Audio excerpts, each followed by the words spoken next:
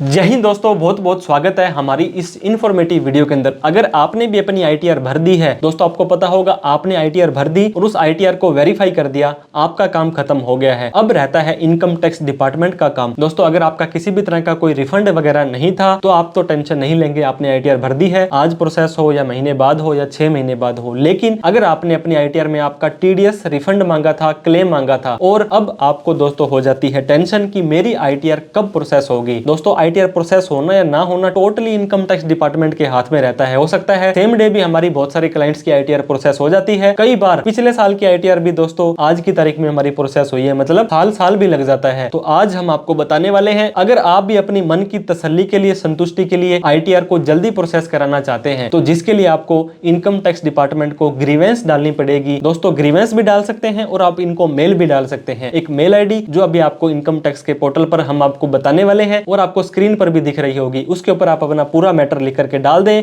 और income tax के portal पर जाकर भी आप अपनी बड़े ही आसान से शब्दों में, आसान से भाषा में अपनी कंप्लेंट डाल सकते हैं और उनको आप अपनी आवाज पहुंचा सकते हैं कि मेरी आईटीआर जल्द से जल्द प्रोसेस कर दी जाए। तो ये कैसे करना है, आपको सीधा ही पोर्टल पर लेकर के जाते हैं। दोस्तों आपकी ये कंप्लेन, आपकी ये ग्रीवेंस इनकम टैक्स डिपार्टमेंट कब मानता है, नहीं मानता है, या उसका क्या रिप्लाई देता है, ये सब उनके ऊपर डिपेंड है। लेकिन फिर भी आप ये कंप्लेन कर देते हैं तो आपकी बात उन तक पहुंच जाएगी। तो देर ना करते हुए सीधा ही इनकम टैक्स के पोर्टल पर लेकर के चलते हैं और आप अपनी ग्रीवेंस कैसे रेज कर सकते हैं जान लेते हैं।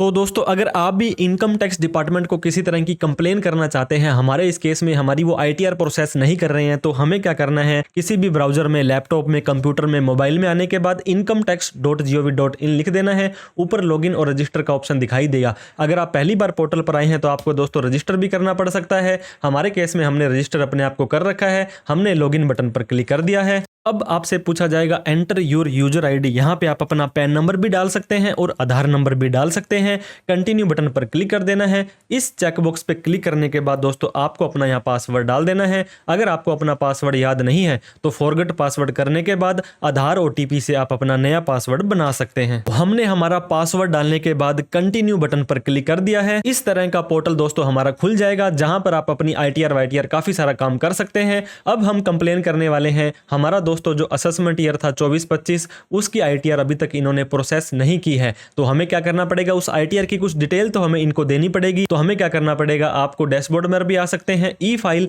Income tax return view file return में जाएंगे तो आप यहां पे देख सकते हैं असेसमेंट ईयर 24-25 की हमारी जो आईटीआर है अंडर प्रोसेसिंग बता रहा है 8 सितंबर से। लगभग 1 साल का टाइम हो गया है। तो इसके खिलाफ हम यहाँ पे ग्रीवेंस रेज करना चाहते हैं, कंप्लेन करना चाहते हैं। तो डाउनलोड रिसीट कर लेंगे तो आईटीआर का डेटा दोस्तों आपका शो हो जाने वाला है, जो आईटीआर के खिलाफ आप कंप्लेन करना चाहते हैं, जिसके अंदर आपका जो मेन है, आपका एक्नॉलेजमेंट नंबर आपको यहां पे डालना पड़ेगा और किस तारीख को आईटीआर भरी थी वो आपको इनको बताना पड़ेगा ताकि आपके आगे की कार्रवाई कर सके। अब आपको ऊपर आ जाना है। ऊपर दोस्तों सेकंड लास्ट ऑप्शन में ग्रीवेंस का ऑप्शन दिखाई दे रहा है, जो कि शिकायतें होती हैं, इस पे आपको क्लिक कर देना है। अब सबमिट ग्रीवेंस, आपने नई शिकायत करनी है और पहले कोई शिकायत कर रखी है और उसका स्टेटस चेक करना है तो यहां पर आ जाएंगे। हम क्या कर देंगे दोस्तों, हम सिंपली सबमिट ग्रीवेंस पर क्लिक कर देंगे। अब आपसे काफी सारे डिपार्टमेंट पूछे जाएंगे। मान लीजिए दोस्तों अब आप यहां पे अपना कोई भी चीज चेक करना चाहते हैं तो जैसे ही आप वहां पे सर्च करेंगे तो उसकी डिटेल भी आपकी आ जाएगी।